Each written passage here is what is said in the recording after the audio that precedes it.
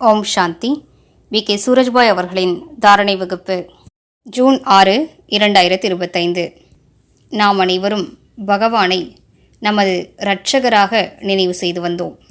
இப்போது அவர் தானாகவே வந்து நம்மை பாதுகாக்கின்றார். He has become our savior. He protects us. இதனை பயன்படுத்திக் கொள்வோம். பகவான் நமது துணைவராக மட்டும் இல்லாமல் நமது பாதுகாவலராகவும் இருக்கின்றார். அவரை நமது மெய்க்காப்பாளராக நினைப்போம். ஒவ்வொரு சூழ்நிலையிலும், ஒவ்வொரு பிரச்சனைகளிலும், நோய்கள் வரும்போதும், ஆபத்துகளிலும் அவர் நம்மை பாதுகாக்கின்றார், மேலும் பாதுகாப்பார்.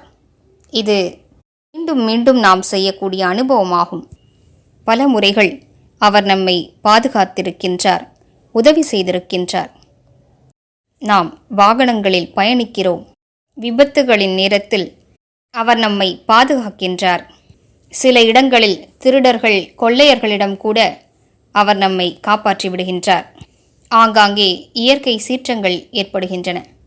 கட்டிடங்கள், வீடுகள் விழுந்து விடுகின்றன. அங்கும் அவர் நம்மை பாதுகாக்கின்றார்.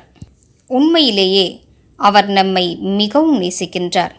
அவரது அன்பை அனுபவம் செய்வோம். அவர் நம்மிடம் என்ன விரும்புகிறார் என்று அவரது பாவனைகளை புரிந்து கொள்வோம். ஆனால் யார் அவரது பாதுகாப்பிற்கு பாத்திரமாவார்கள் என்பது சிந்திக்க வேண்டிய விஷயமாகும். பேரழிவின் காலத்தில் நாலாபுறங்களிலும் பாதுகாப்பற்ற நிலை இருக்கும். ஒவ்வொரு மனிதரும் தான் தனியாக இருப்பதாகவும் பாதுகாப்பில்லாமல் இருப்பதாகவும் உணர்வார். அப்படிப்பட்ட சூழலில் சர்வசக்திவானுடைய பாதுகாப்பு யாருக்கு கிடைக்கப்பெறும்? யாரது தலை மீது அவரே குடைநிழலாக ஆகிவிடுவார்? யாரது நாலாபுறங்களிலும் பாதுகாப்பு கவசத்தை அவர் உருவாக்கியிருப்பார்? யார் நீண்ட காலம் உண்மையாக அவரது நம்பகத்திற்குரியவராக அவரது ஸ்ரீமத் படி நடந்து கொண்டே தனது முழுமையான பிராமண வாழ்க்கையை கழித்திருப்பார்களோ அவர்களே அவரது பாதுகாப்பிற்கு தகுதி வாய்ந்தவர்கள். ஆனால் யாருக்குள் பொய்யும் கபடமும் இருக்குமோ, யார் வெறும் வாயினால் பாபா என்று கூறுகிறார்கள், ஆனால் அவருக்கு உண்மையாக இருப்பதில்லை, அவரது கட்டளைகளின்படி நடப்பதில்லை, அதாவது யார் தனக்குள் இருக்கும் தீமைகளை அழிப்பதில்லையோ, யார் தூய்மையாவதில்லையோ, யார் மாசற்றவராக பரிசுத்தமானவராக ஆவதில்லையோ அவர்கள் மீது அவரது அன்பும் பொழிவதில்லை. அவர்கள் அவரது பாதுகாப்பையும் அடைவதில்லை. நாம் நன்றாக கவனம் செலுத்துவோம். வரக்கூடிய காலகட்டத்தில் அவரது பாதுகாப்பு நமக்கு மிகுந்த அவசியமானதாகும். உண்மையை கூற வேண்டுமென்றால் அவரது உதவி இல்லாமல் எந்த ஒரு மனிதரும் வாழக்கூட முடியாது. பலரும் அவரை அழைத்து கொண்டே இருப்பார்கள். ஆனால் பல பிராமண குழந்தைகள் அவரது உதவியை அனுபவம் செய்து கொண்டிருப்பார்கள். ஆனால் யார் அவரை அழைத்தாலும் அவரது சிறிது அதிர்வலைகள் அவர்களுக்கு கிடைக்கவே செய்கின்றன. ஆனால் அவர்களது மனநிலையை பொறுத்தே அவர்கள் அதனை பெற்றுக்கொள்வது ஆதாரப்படுகிறது. ஏனென்றால் இவ்வுலகில் எந்த ஒரு மனிதர் பகவானை அழைத்தாலும் அவர் அவசியம் உதவி புரிகின்றார். ஆனால் பலரும் அவரது உதவியை கேட்ச் செய்ய முடிவதில்லை, புரிந்து கொள்ள முடிவதில்லை.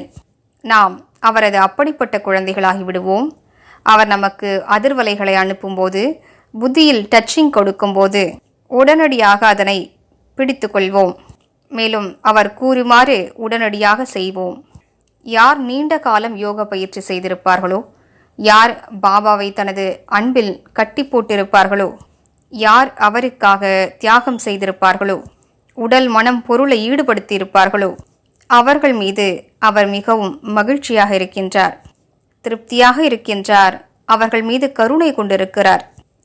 அவர்கள் நினைக்காமலே கூட அவர்களை அவர் கவனித்துக் கொள்கின்றார்.